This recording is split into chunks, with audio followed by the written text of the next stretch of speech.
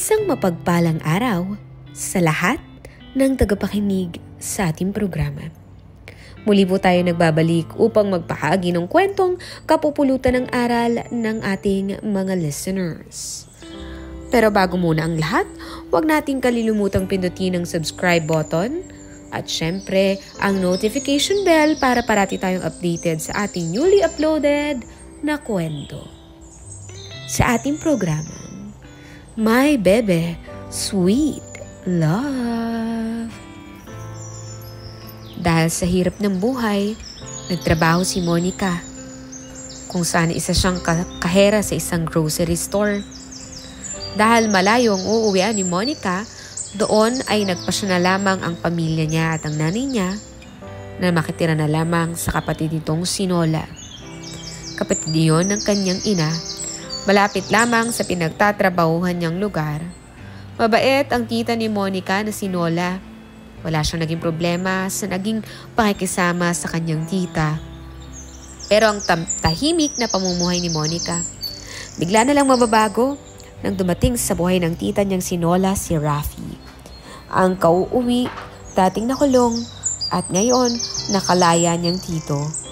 Sinadya talaga ni Monica na hintayin ang nobyo nito na si Ter makauwi sa bahay nito, malapit lamang sa kanila.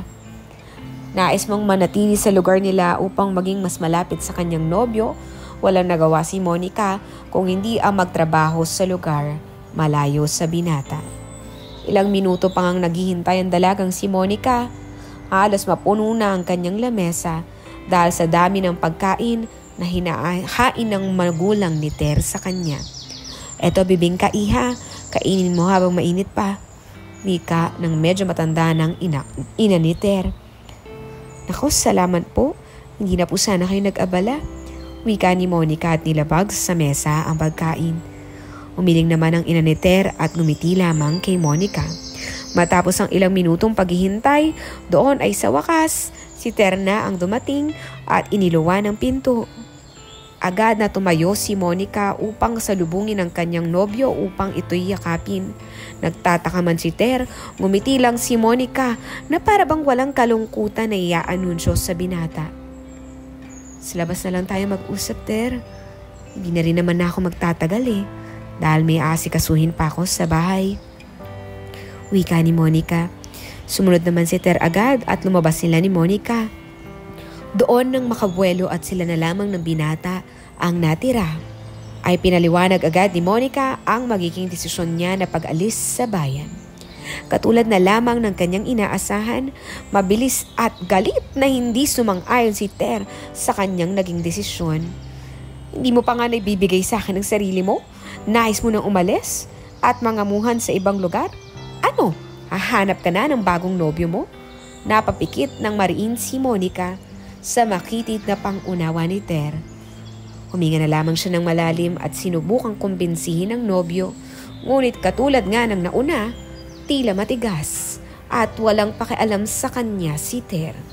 Tila ba sarili lamang nito ang pinapakinggan at ang lahat ng kanyang sabihin ay binabaliwala nito. Nauwi sa matagal na pagtatalo ang usapan ni Monica at ni Ter. Nagpa siya nang umalis si Monica. Nakahanda ng mga gagamitin mo, iha. Ani ng ina ni Monica nang makauwi siya sa bahay. Nay, sabi ko naman pong ako na lang po mag-aayos. Naku, hayaan mo na. Wala rin naman akong ginagawa rito sa bahay. Tulog naman to si Migs kaya't makakakilos ako. Tanggi ng ina ni Monica. Ngumiti lamang si Monica at pumasok sa kanyang silid. Agad niyang inilapat ang likod sa matigas na higaan at napahilamos ng sariling mukha matapos ng mga nangyari.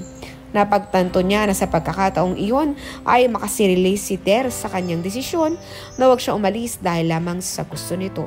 Ngunit katulad nga, buo na ang desisyon ni Monica na makatulong sa pamilya. Kapapanganak lamang ng kanyang ina at dalawa pang nag-aaral na kapatid niya. Doon pa lamang, dapat naiintindihan na ni Ter ang bagay na iyon. Nang iwaksi ang malalim na iniisip, muling lumabas si Monica sa kanyang silid at naabutan niya ang kanyang ina na abala sa kanyang bunsong kapatid na si Migs. Kaya naman hindi na nga nagdalawang isip si Monica na siya na lamang ang gumawa ng gawain. Agad na nagtungo si Monica sa kusina upang magsaing. Pero pagbukas sa lalagyan ng bigasan, walang botil ng bigas ang bumungad sa kanya. Manghiram ka na lang muna sa tita Nola mo, Monica. Ang ina ni Monica habang buhat ang kakagising lamang niyang kapatid. Ayaw man ni Monica, wala siyang nagawa kung hindi sundin ng kanyang ina. Dala ang kaldero ay agad na nagtungo sa likod bahay upang tunguhin ang lugar ng kanyang tita. Bakit hindi na lamang kayo magsaing ng lupa? Total naman yan ang problema niyo palagi. Inis na wika naturan ng tita ni Monica. Hindi naman siya umimik at tinanggap na lamang ang masasakit na salita. Kasabay ng pagtangkap sa 2 gatang na bigas. Matapos noon ay umuwi na si Monica upang magsaing ng nakuhang bigas. Matapos ay nagprito lamang siya ng itlog at tuyo na ulam. Matapos nga noon, naisip ni Monica na maglinis ng kanyang silid kahit paggabi na dahil mamayang gabi pa naman at madaling araw ang kanyang alis. Iniisip niyang matagal mababakante ang silid niya nang makalabas at makakain. Muling pumanik si Monica upang makatulog. Merong gumugulo sa isipan niya. Pero kahit na yon, nakatulog pa rin si Monica. At nang magising, nauulinigan niyang mahinang pagtawag sa kanya ng kanyang ina at pagkatok sa kanyang silid. Narito na ang tita Nola mo, iha. Agad na bumangon si Monica nang marinig niya iyon. Mabilis na kinuha ang bag sa gilid ng kanyang higaan. Hindi na nagbihis pa ng pang-alis si Monica dahil nang maligo siya noong gabi ay pang-alis na damit na ang kanyang isinuot upang hindi na iyon maging abala. Katulad nga ng inaasahan, nang makalabas ay agad si Monica na sinalubong ng kanyang tita Nola at ngumiti ito sa kanya. Mabuti na lamang at doon ka maninirahan, Monica. Matagal na akong walang kasama sa bahay at natutuwa ako nang maisipan mong doon na lamang tumuloy. Ani ni Nola. Yun nga po, tita. Mas malapit po kasi yung bahay nyo sa pinagtatrabahuhan ko. At saka, namamahalan po ako't nanghihinayang sa pamasahe. Paliwanag naman ni Monica at sumakay na lamang sa van ng kanyang tita. Ilang minuto lamang ang naging biyahe nang makarating sila Monica at ang kanyang tita Nola sa bahay nito. Katulad nga ng inaasahan ni Monica ay simple lamang ang bahay ng kanyang tita. Masasabi ni Monica na ibang-iba yun sa kanilang bahay, puno ng halaman sa paligid at mga palamuting ilaw sa gabi. Nang tawagin niya ay agad nang pumasok si Monica sa loob. Pero ang kamanghaan ni Monica ay napuno ng pagtataka nang lumabas sa silid ang isang lalaki na medyo may katandaan ng itsura. Kaibigan ko yan, Monica, si Pablo. Paliwanag ni Nola kay Monica. Naguguluhan man, napao na lang si Monica at agad na minando sa kanya ng kanyang tita Nola ang kanyang magiging silid na tutuluyan. Sa pagkakataon rin na yun, walang masabi si Monica sa taglay na kabaitan ng kanyang tita. Pinatuloy at pinakain siya nito na walang kahit na anong sinasabi sa kanya. Kaya naman labis na lamang ang pasasalamat ni Monica. Nang matapos kumain, agad na nagpasya si Monica na siya na lamang ang maghugas ng plato na kinainan. Sinang-ayunan naman na yun ng kanyang tita Nola. Kaya naman agad na rin itong pumasok sa sarili nitong silid upang pumanik at magpahinga na rin. Pero ang tahimik na paghuhugas ng pinggan ni Monica ay napawi nang marinig niyang bumukas ang pinto. Doon ay nakita niyang muli ang matanda na pumasok sa loob at agad na dumiretso sa silid ng kanyang tita. Binaliwala na lamang iyon ni Nola ang mga nakikita niya at nagpatuloy sa paghuhugas ng plato. Pero mga ilang minuto lamang ang lumipas, narinig ni Monica ang kakaibang tunog mula sa silid. Maingay iyon na tila ba pinaparusahan ng tulog. Tunog na siyang nagbigay ng kaibang kilabot sa kanya. Tumaas ang balahibo ni Monica sa mga pagkakataong iyon dahil hindi naman na siya bata at alam na niya ang ginagawa ng kanyang tita Nola at ng kaibigan daw nito. Pero sa kabila nga ng mga naririnig, nagpatuloy lamang si Monica na matapos agad nang pumasok sa kwarto at natulog. Muli ay sumapit ang umaga para kay Monica.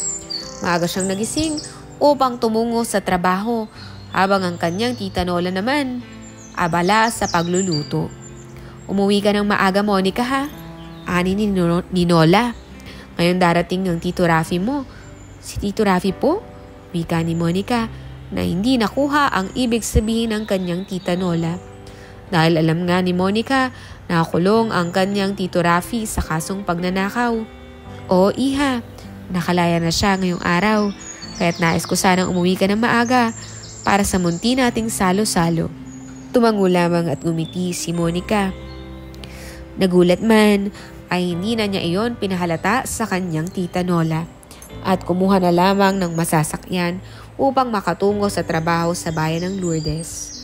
Nang makarating nga sa trabaho, katulad ng dating gawi, ay ginugol ni Monica ang buong araw sa pagbebenta sa grocery store kung saan siya nagtatrabaho. Matapos makuha ang sweldo, ay agad na nagtungo sa padalahan upang ipadala ang isang buwang sweldo para sa pamilya. Nagtira lamang si Monica ng 1,000 piso para sa sarili. At nang matapos, ay agad siyang umuwi nang makita sa cellphone na pasado 5:00 na ng hapon. Nang makauwi nga si Monica, katulad ng inaasahan, bumungad sa kanya ang masayang ngiti ng kanyang tita Nola habang abala sa pag-aasikaso sa kanyang tito na si Rafi na halos 3 taon nang nakulong. Kain na, Monica, masayang wika ni Nola at kinuha ang siko ni Monica upang sumabay sa pagkain. Ang laki mo na pala, Monica, ani ni Rafi. Agad namang kinabahan si Monica sa paghahagod ng titig sa kanya ni Rafi. At upang hindi mahalata na kinabahan, agad na umupo si Monica sa silya at ngumiti. Naging maayos ang hapunan na iyon at halata sa tita Nola niya na masayang-masaya sa pagdating ng asawa. Pero ang masayang tawanan ay napawi nang maulinigan ng kanyang tita Nola ang isang tawag. Agad itong nagpaalam na sasagutin lamang ang tawag. Kaya naman, mas kinabahan si Monica nang sila na lamang ni Rafi ang naiwan. May boyfriend ka na ba, Monica? Wala po. Kakahiwalay lang po namin. Sagot naman ni Monica na nagpatuloy sa pagkain. Mabuti naman. Wika naman ni Rafi at ngumisi. Mabuti iyon dahil bata ka pa. Nagkibit balikat na lamang si Monica at muling sumubo ng pagkain. Ngunit hindi pa man niya nangunguya ang sinubo, ay halos mabilaukan siya nang hawakan siya ni Rafi. Agad na napatingin si Monica kay Rafi na tila ba'y hindi natinag at nagpatuloy lamang. Walang mali siya to, Monica, ani ni Rafi at nagpatuloy na lamang. Hinayaan na lamang iyon ni Monica at nagpatuloy sa pagkain. Pero hindi lang doon natapos. At mas sumindi pa nga ang ginawa ni Rafi. Baka po dumating si Tita Nola. Wika ni Monica na halos mapigil na ang paghinga niya dahil sa ginagawa na nitong bagay na iyon. Hindi, magtiwala ka lang, Monica. Basta wag ka lamang mag-iingay, ani ni Rafi. Ngunit napawi ang lahat ng nararamdaman ni Monica nang bumalik ang kanyang tita Nola, dala ang malungkot na mukha. Agad namang inayos ni Monica ang sarili at naupo ng maayos nang umupo muli ang kanyang tita sa tabi ng asawa nito. May problema ba, mahal? Tanong ni Rafi sa asawa nitong si Nola. Hindi naman umimik agad si Nola at bahagyang ngumiti kay Monica. Na-hospital si Lola Nuring. Nais ko sanang magtungo roon bukas. Ngunit wala namang maiiwan sa bahay at doon sa mga pa-order kong mga puto. Ako na lamang, mahal. Ihahatid na lamang kita bukas sa sakayan. Tapos aasikasuhin ko yung mga pa-order mo bukas, ani ni Rafi. Muli ay hindi umimik si Monica sa pag-uusap ng kanyang tita Nola at si Rafi. Nang matapos kumain, agad na pumasok sa silid ang dalawa. Agad namang niligpit ni Monica ang kinainan at nagpasyang siya na maghuhugas ng plato. Pero ilang minuto pa nga ang lumipas, halos dumulas ang plato sa kamay ni Monica nang marinig na naman ang malakas na boses ng kanyang tito at tita na halos hinahabol ang hininga pareho. Aminin man ni Monica na hindi isipin, ay tila imposibleng hindi nila ginagawa ang bagay na iyon. Dahil ng base ng pagsigaw sa pagsigaw na ginagawa ni Nola ay tila ba nalalasap na nito ang dulo. Binaliwala na lamang ni Monica ang mga tunog na naririnig at nagpatuloy na lamang sa paghuhugas ng plato. Pero hindi pa man nakakabawi. Halos sumiwalay ang kaluluwa niya nang maramdaman niya ang bulto ni Rafi sa kanyang likod. Agad na kinabahan si Monica. Pero halos ang nakapagpagulat sa kanya ay ang biglang pagikit nito sa kanyang siko at siyang ginawara ng isang halik sa labi.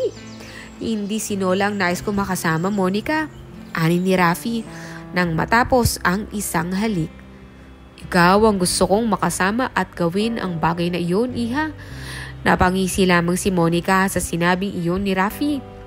At hindi na nga nagpatumpik-tumpik pa si Rafi at agad niyang ginawa ang bagay na iyon kasama si Monica. Hindi niya nga malaman ng dalaga kung ano ang gagawin at kung ano man ang kanyang balak na gawin ng mga oras na yun. Pinagpapawisan na siya ng malagkit dahil kakaiba ang nararanasan niya. Walang pinalampas si Rafi kay Monica, kaya naman talagang baka hanap-hanapin iyon ni Monica. Ilang sandali nga lang, tagumpay si Rafi at nagawa nilang dalawa ang bagay na iyon at parehas nilang narating ang dulo. Matulog ka na para may lakas ka bukas, wika ni Rafi at muling hinalikan sa pisngi si Monica. Humihina man ang tuhod, agad na naglakad si Monica at pumasok sa kanyang silid na para bang walang nangyaring kakaiba sa kanila ni Rafi. Hindi nakatulog si Monica ng gabing iyon dahil na-imagine niya ang nangyari. Ngunit pinilit na rin ni Monica na makatulog. At katulad nga ng inaasahan, maagang umalis si Nola at si Rafi kaya naman siya na lamang ang naiwan sa bahay. Dahil walang trabaho, muling nahiga si Monica sa sofa. Pero ilang minuto lamang ay tinagal, nauulinigan ni Monica ang pagdating ni Rafi. Nang pumasok sa loob, ay nailang pa nga si Monica dahil sa nangyari kagabi. Pero katulad nga ng inaasahan, mabilis siyang hinalikan ni Rafi.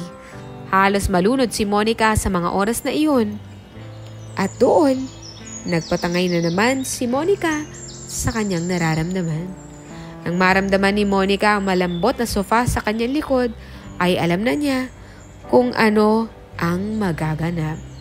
Muli nilang ginawa ang bagay na iyon hanggang sa marating nila ang dulo. Paulit-ulit nilang ginagawa ang bagay na iyon.